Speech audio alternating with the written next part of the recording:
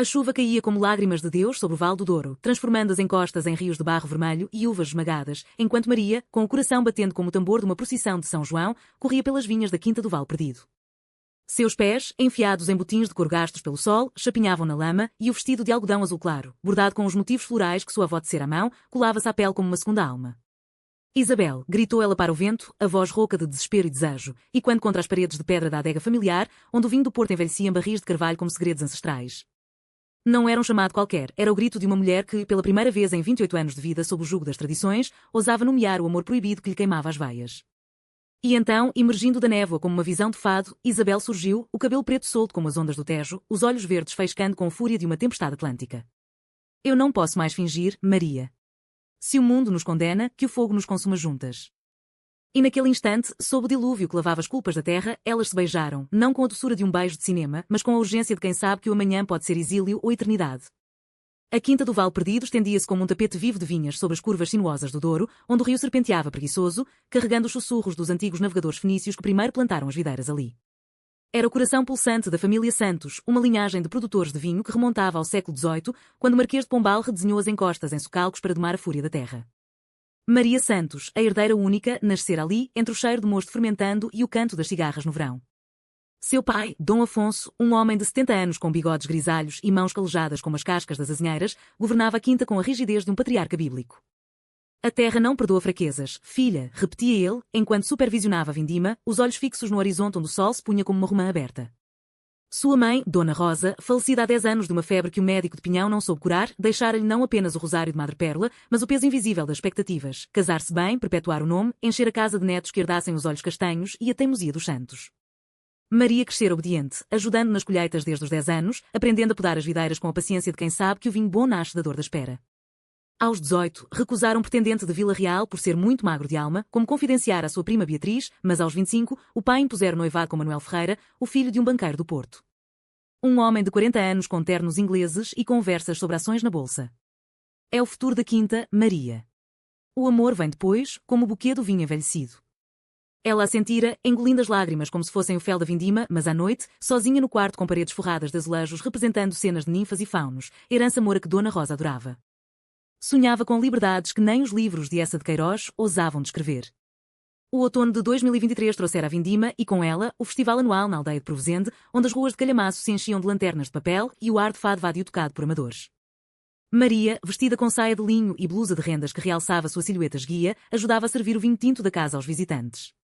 Foi ali, entre o tilintar de copos e o riso das crianças correndo atrás de balões, que seus olhos se cruzaram com os de Isabel. Isabel Costa, uma lisboeta de 30 anos, ilustradora de livros infantis que viera ao Douro em busca de inspiração para um conto sobre fadas das uvas. Alta, com pele oliva marcada por sardas do sol de Alfama e um colar de conchas do Algarve, ela ria alto, um riso que cortava o ar como o som de uma guitarra portuguesa desafinada. Este vinho tem alma de rio, não tem? Como se o Douro tivesse sussurrado segredos para as uvas, disse ela a Maria, estendendo a taça para um brinde. Seus dedos se tocaram, um toque fugaz, elétrico como um raio de verão, e Maria sentiu o mundo inclinar-se, as vinhas ao redor parecendo dançarem um sarabande de folhas vermelhas. Naquela noite, enquanto o festival se dissolvia em fogueiras e canções de saudade, Isabel seguiu Maria até a borda da quinta, onde o rio brilhava sob a lua como uma lâmina de prata. Eu desenho mundos onde as mulheres voam sem asas dos homens, confidenciou Isabel, mostrando um caderno de esboços com figuras etéreas entrelaçadas em abraços que desafiavam a gravidade. Maria, que lera a pessoa em segredo e sonhara com heteronímos que amassem livremente, sentiu um calor subir-lhe ao rosto. Aqui, no Douro, as mulheres são como as videiras, enraizadas, mas ansiando pelo céu. Elas conversaram até o amanhecer sobre os azulejos de Sintra que contam histórias mudas, sobre o fado de Amália que chora sem lágrimas, sobre a solidão das herdeiras que carregam o peso de quintas inteiras. Quando Isabel partiu para Lisboa, deixou um desenho, Maria como uma deusa das uvas, com asas de folhas, e um bilhete, volte pelo próximo luar. Não me esqueças. Os dias seguintes foram um tormento doce. Maria acordava com o coração leve, podando as videiras com uma fúria nova, como se cada corte libertasse um pedaço de sua alma aprisionada. Dom Afonso notara a mudança. Estás radiante, filha. É o noivado que te alegra? Ela sorria, forçando a mentira, mas à noite, sob do céu de madeira entalhada de sua cama, relia o bilhete de Isabel até as palavras se desfazerem em pó. Cartas começaram a chegar, disfarçadas em envelopes de editoras lisboetas. Pensa em ti como o Douro pensa no mar, um fluxo inevitável. Maria respondia em segredo, escondendo as folhas no forro de um baú antigo, onde Dona Rosa guardara seus próprios diários de juventude. Cheios de suspiros por um marinheiro de Aveiro que nunca voltara. O reencontro veio na primavera, quando as amendoeiras floriam como nuvens de algodão doce nas encostas. Isabel surgiu de surpresa, com uma mala de couro e um sorriso que iluminava mais que o sol de meio-dia. Eu não aguento mais desenhar sem tua luz, disse ela, e Maria, tremendo como uma folha ao vento, levou-a para os terraços escondidos da quinta, onde as uvas ainda dormiam no inverno. Ali, entre o zumbido das abelhas e o perfume de jasmim silvestre, elas se abriram como flores noturnas. Isabel falava de Lisboa, da efervescência do Chiado onde pintores e poetas se misturavam como tintas em uma paleta, da liberdade que Maria merecia. Tu és a herdeira, mas o que herdas senão a ti mesma? Maria, tocando o rosto de Isabel com dedos que cheiravam a terra úmida, confessou o noivado imposto, as noites de insônia rezando à Virgem para que o amor não fosse pecado. No Douro, o amor é como vinho, proibido se não segue a receita da família. Aquele verão foi de roubos de tempo, passeios de barco pelo rio ao crepúsculo, onde Isabel esboçava o perfil de Maria contra o céu avermelhado, piqueniques nas ruínas de um convento medieval, com queijos de cabra e pão de milho, rindo de anedotas sobre as bruxas que, diz a lenda, encantavam as vinhas, noites em que, deitadas na grama sob as estrelas, entrelaçavam os dedos e sonhavam com uma vida além das normas. Mas o idílio rachava como terra seca. Manuel, o noivo, chegara de Porto com um anel de ouro e promessas de uma vida estável, ignorando o brilho distante nos olhos de Maria. Dom Afonso, sentindo a inquietude da filha, apertava as rédeas. A quinta precisa de raízes fortes, não de flores passageiras. E Isabel, com o prazo de uma exposição em Lisboa aproximando-se, sussurrava temores. E se o amor for só uma vindima que passa? O outono voltou com sua capa de névoa e com ele, a vindima que unia a quinta em um frenesi de mãos sujas de suco púrpura. Maria, no centro do caos, pisava as uvas no lagar de pedra, o corpo balançando ao ritmo das canções antigas cantadas pelas mulheres da aldeia. Ó vindima, ó dor de partir, leva-me o coração no teu lagar. Isabel, agora uma presença constante sob o pretexto de documentar o ciclo das videiras para um livro ilustrado, trabalhava ao seu lado, os esboços capturando não só as curvas das encostas, mas o arco da coluna de Maria arqueado no esforço, o suor perlando sua testa como orvalho matinal. Tu és poesia em movimento, murmurava Isabel quando ninguém ouvia, e Maria, com o peito apertado de uma alegria culpada, respondia com um olhar que valia 1000 confissões.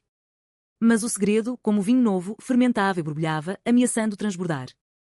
Beatriz, a prima devota que ajudava na cozinha da quinta, flagrou-as uma tarde na Capela da Virgem das Vinhas, um santuário escondido entre oliveiras centenárias. Maria e Isabel, ajoelhadas no altar de granito gasto, não rezavam, suas mãos se tocavam sob o banco, um gesto de âncora em meio à tormenta interior. Beatriz, com olhos arregalados como os de uma santa em afresco, recuou sem palavra, mas o veneno da fofoca já se infiltrava nas veias da aldeia. A herdeira e a forasteira de Lisboa sussurravam as lavadeiras no rio, têm olhares que não são de irmãs. Dom Afonso, sempre atento aos ventos da opinião pública, pois uma quinta não vive só de uvas, mas de reputação, começou a interrogar Maria durante os jantares à mesa longa de carvalho, regados a vinho da casa e histórias de glorias passadas. Quem é essa Isabel que come à nossa mesa como se fosse da família? Uma artista, dizes? Arte é para boêmios, não para quem carrega o nome Santos. Maria defendia-se com meias verdades, o coração martelando como o pilão no lagar. É só uma amiga, pai, que captura a alma do dor em papel. Mas à noite, no quarto iluminado por uma lamparina de azeite, Isabel e ela se encontravam em sussurros, traçando planos impossíveis. Fugimos para o Alentejo, onde as planícies são vastas e os olhares não julgam, propunha Isabel, traçando mapas imaginários no lençol com o dedo. Maria hesitava, o peso da herança como correntes. A quinta, com seus 100 hectares de vinhas classificadas pela Unesco, não era só terra, era o sangue de gerações, o legado de avós que lutaram contra a filoxera no século XIX, reconstruindo tudo com unhas e dentes. E se o amor for egoísmo? Se eu te arrastar para a miséria? O clímax da tensão veio na festa de São Martinho, quando o vinho novo é provado e as almas se soltam como rolhas de cortiça.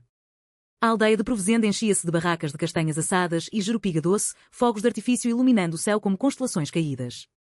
Dom Afonso, orgulhoso, erguera um brinde à saúde da família, mas seus olhos pousavam em Manuel, que chegara de Porto com um buquê de rosas de invernadero e um contrato para expandir os exports para a Inglaterra.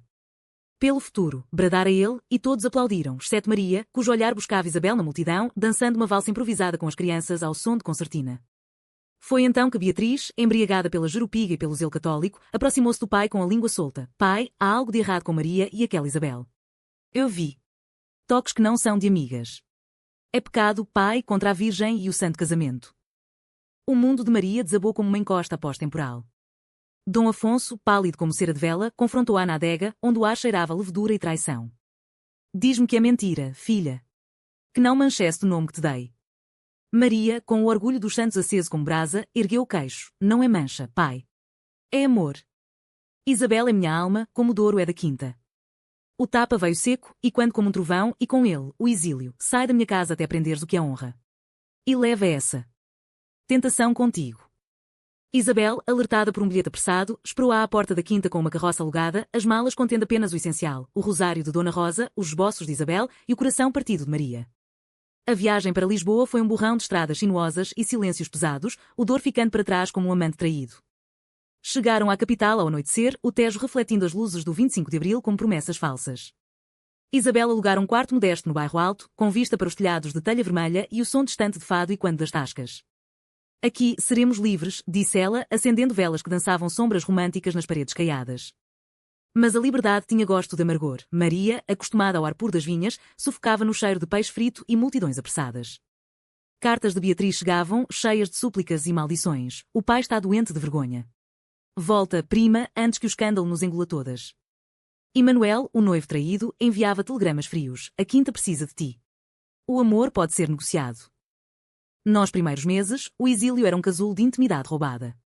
Elas passeavam pelo chiado de mãos dadas disfarçadas de irmãs, visitando a livraria Bertrand onde Maria comprava volumes de Sofia de Melbrenner, sonhando com versos que falassem de amor sem gênero.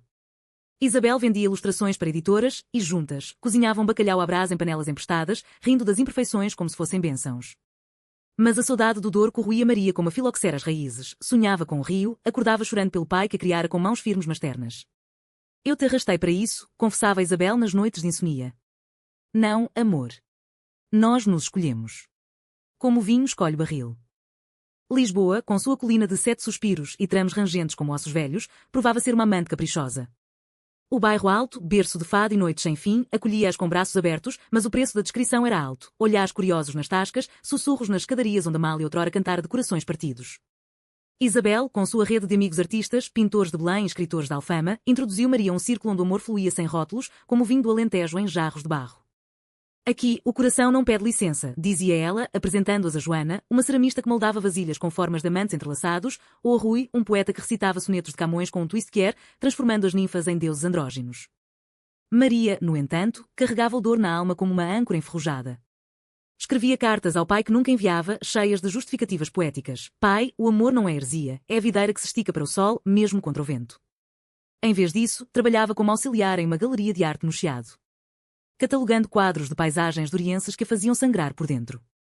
Foi ali que o conflito se aguçou. Uma exposição sobre amores proibidos na literatura portuguesa trouxe ecos do passado, de António Boto, o poeta que desafiara as normas nos anos 20, processado por ofensas à decência por versos que celebravam beijos entre homens. Maria, tocando um volume amarelado de suas poesias, sentiu o eco de sua própria rebelião. Nós não somos as primeiras, disse a Isabel naquela noite, enquanto caminhavam pelo terreiro do Paço, o Tejo negro como tinta sob as estrelas. Mas seremos as últimas a nos esconder. A traição veio como um fado inesperado, rasgando o véu da ilusão. Beatriz, movida por uma mistura de culpa e devoção fanática, viajava a Lisboa para uma romaria à sede de Santa Maria Maior. Encontrou-as por acaso em uma tasca do bairro Alto, rindo com copos de ginginha nas mãos, os ombros tocando-se com uma intimidade que não se disfarçava mais. Horrorizada, Beatriz escreveu ao pai uma carta que chegou à quinta como um corvo de mau agouro. Elas vivem em pecado aberto, pai. Isabel corrompe Maria como diabas uvas selvagens. Manuel sabe e ameaça processo por quebra de promessa. O golpe foi duplo quando Manuel apareceu à porta do quarto, o rosto rubro de vinho do Porto e raiva contida. Eu te dava uma vida de respeito, Maria. Agora és falatório nas adegas do Porto. Ele não gritava, pior, oferecia um ultimato disfarçado de misericórdia, casa-te comigo em segredo, e Isabel some. Eu financio sua arte em Espanha. Isabel, ouvindo da alcova adjacente, irrompeu como uma fada vingativa, saia, senhor. O amor de Maria não se compra com contratos. A briga ecoou pelas escadas, atraindo olhares dos vizinhos, e Manuel partiu jurando vingança, vou espalhar isso pelo Douro inteiro. A herdeira e sua depravação. A partir daí, o exílio endureceu-se como casca de sobreiro. Isabel perdeu um contrato com uma editora conservadora, que ouvira rumores. Maria foi demitida da galeria, o dono murmurando sobre escândalos que afugentam colecionadores. Elas mudaram para um sótão em Alfama, com paredes rachadas e vista para o castelo de São Jorge, onde as andorinhas nidificavam como testemunhas mudas. A pobreza rastejava, pão amanhecido e sardinha enlatada substituíam os banquetes de porco preto, noites em que Isabel desenhava à luz de vela, os traços tremendo de fome e medo. Eu te trouxe para isso, chorava Maria, abraçando Isabel sob o cobertor poído. Não, amor. A traição é deles, não nossa. Nós somos o vinho que resiste à prensagem. Mas o desespero tecia sua teia. Isabel, pressionada pelo pai viúvo em Setúbal que exigia seu retorno para uma vida decente, começou a duvidar, e se Beatriz tiver razão? Se nosso amor for só uma fase, como as névoas do Douro que se dissipam ao sol? Maria, ferida como uma videira cortada, respondia com fados improvisados. Cantando baixinho as letras de Maria João Pires, saudade é o amor que fica quando tudo parte. Elas se reconciliavam em abraços que eram promessas, mas a semente da dúvida germinava. Uma noite, após uma discussão onde palavras afiadas voaram como facas de poda, Isabel confessou: eu recebi uma carta de um editor em Madrid. Poderia ser um recomeço. Ósnia. Maria, o coração em frangalhos, fingiu força. Vai, se for teu destino. Eu volto ao Douro e enfrento o dragão. O inverno de Lisboa chegou impiedoso, com chuvas que transformavam as ruas em canais venecianos e ventos que uivavam como almas penadas no castelo de São Jorge. Maria e Isabel, no sótão de Alfama, resistiam como ilhéus contra o mar revolto. Isabel aceitara o convite para Madrid, mas adiava a partida, costurando dias com aulas de desenho para crianças de imigrantes cabo-verdianos, enquanto Maria encontrava trabalho como costureira em uma oficina de Rocio. Remendando vestidos de damasco que evocavam bailes de outrora. Nós somos como as rendas, tecidas com fios finos, mas resistentes, brincava Maria, mas seus olhos traíam exaustão, as olheiras profundas como vales do Douro seco. A traição maior veio não de Beatriz ou Manuel, mas de um aliado inesperado, Joana, a ceramista, que, pressionada por um amante católico devoto, revelara seu endereço a um emissário de Dom Afonso. Um dia, enquanto Maria regressava do mercado com uma rede de laranjas algarvias, encontrou dois homens à porta, primos distantes da família, enviados pelo pai com uma carroça e um ultimato: volta voluntariamente, ou serás arrastada como uma criminosa. Isabel, alertada pelo tumulto, desceu as escadas aos tropeções, os esboços voando como folhas ao vento. Não a toquem. Ela é livre. A briga foi feia, empurrões nas escadarias estreitas, gritos que atraíram polícia local, um velhote de bigode que, simpatizando com as mulheres, dispersou os homens com ameaças de multa. Mas o dano estava feito, o bairro inteiro sussurrava e Isabel, vendo medo nos olhos de Maria, tomou a decisão. A separação foi um rasgar de alma. Na estação de Santa Apolónia, sob o teto de ferro que gotejava como lágrimas, elas se despediram com um abraço que durou uma eternidade comprimida. Lembra-te do nosso piquenique nas ruínas, sussurrou Isabel, entregando um colar de conchas com um pingente esculpido, duas videiras entrelaçadas. Isso nos une onde quer que estejas. O trem partiu com um apito lancinante, levando Isabel para o sul da Espanha, terra de flamenco e olivas que ecoavam um fado em ritmo diferente. Maria, sozinha na plataforma, sentiu o mundo encolher a um ponto de dor pura.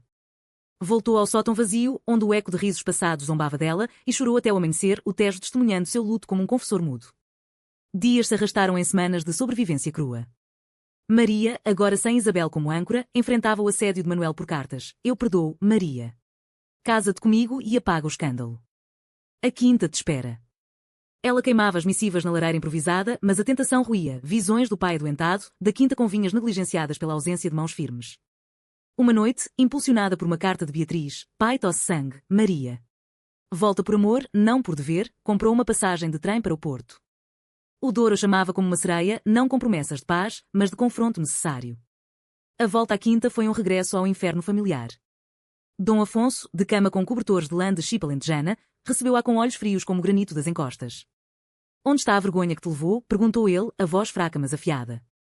Maria, ajoelhando-se ao lado da cama, despejou anos de silêncio. Pai, Isabel não é vergonha, é salvação. Eu te amo como a terra que nos deu, mas não posso casar com Manuel. Meu coração é dela, como o vinho é da uva.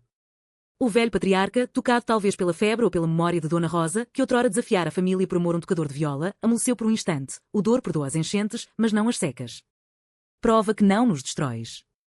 Ela prometeu tempo, mas internamente jurava, o retorno seria triunfante, não submisso. Enquanto isso, em Madrid, Isabel lutava com saudades que inspiravam desenhos febris, séries de videiras solitárias buscando o sol. Um editor flamenco, tocado por sua paixão, ofereceu um contrato para um livro sobre amores escondidos do Atlântico, e ela mergulhou no trabalho, enviando esboços a Maria por correio clandestino. Mas a distância tecia dúvidas. Notícias de um pretendente espanhol, um pintor de Sevilha, chegavam por fofocas de amigos comuns, e Maria, lendo entre linhas, sentia ciúmes como vinagre no paladar. A primavera irrompeu no Douro como uma bênção relutante, as amendoeiras florescendo em protesto contra o inverno rigoroso. Maria, de volta à quinta há 2 meses, navegava um equilíbrio precário, cuidava do pai com chás de ervas silvestres e compressas de vinho morno, supervisionava os trabalhadores na poda das vinhas com a autoridade de herdeira, mas recusava o anel de Manuel com uma firmeza que o fazia recuar. Murmurando ameaças de boicote comercial. Tu és tola, Maria. O amor passa, o dinheiro fica, dizia ele nas visitas ao escritório da adega, onde barris empilhados como sentinelas guardavam o néctar dos anos. Ela respondia com silêncio eloquente, os olhos fixos nas paisagens de azulejos que retratavam heróis lusos desafiando mares.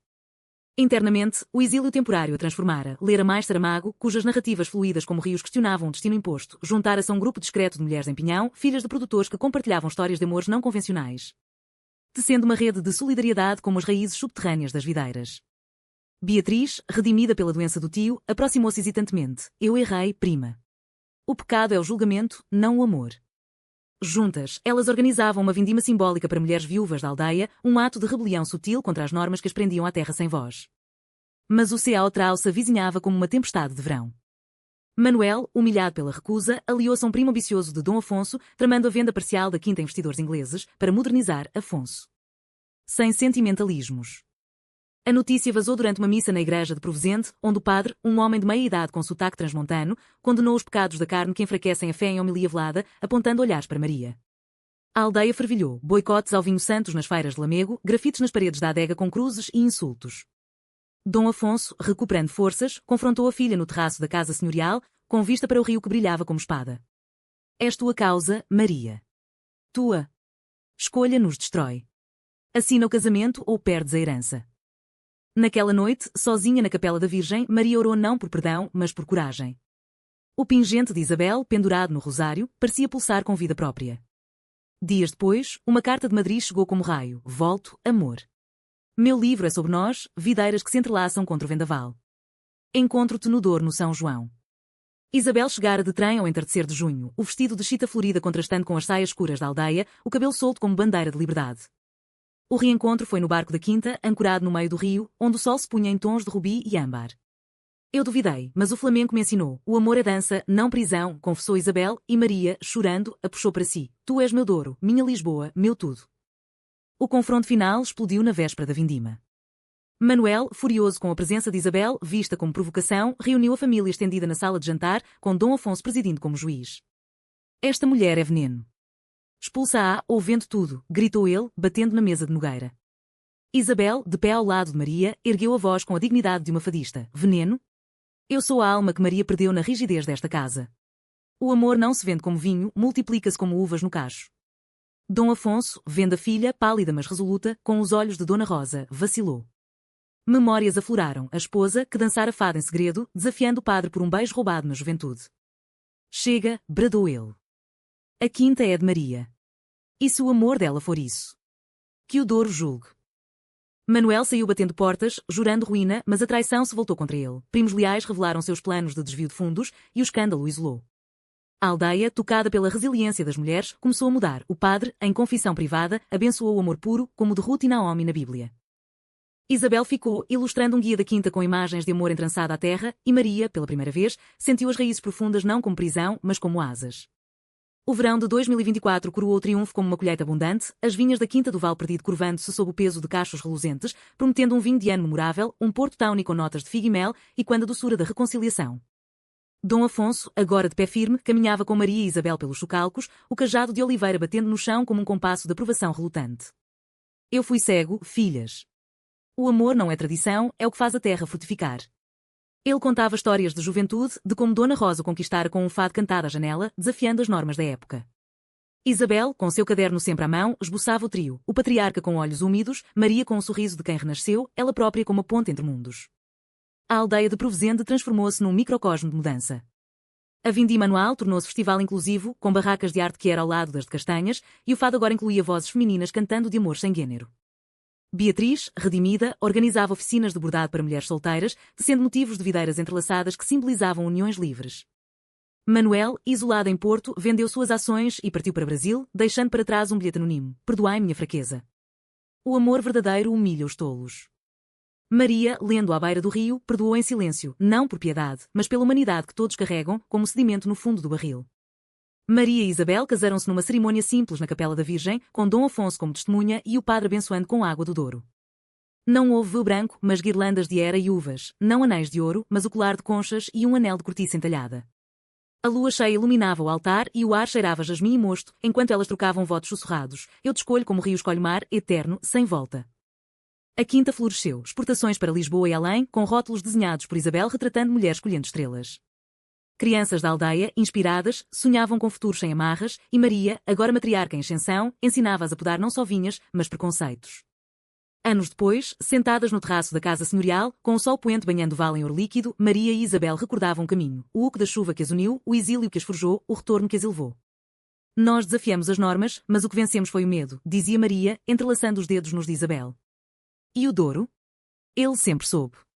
As videiras amam o sol, não importando o vento. Dom Afonso, velhinho agora, sorria do rocking chair. Bebei à vida, filhas. O vinho é como o amor, envelhece bem quando é verdadeiro. E assim, no coração de Portugal, onde o rio canta hinos ancestrais e as encostas guardam segredos de rebelião, Maria e Isabel viveram não um final feliz de contos, mas um continuum de humanidade, rico em lágrimas e risos, em saudades e celebrações, provando que o amor, como o fado, é eterno na sua dor e glória. O Val do Douro, testemunha impassível, continuou a fluir, carregando suas histórias para o mar infinito.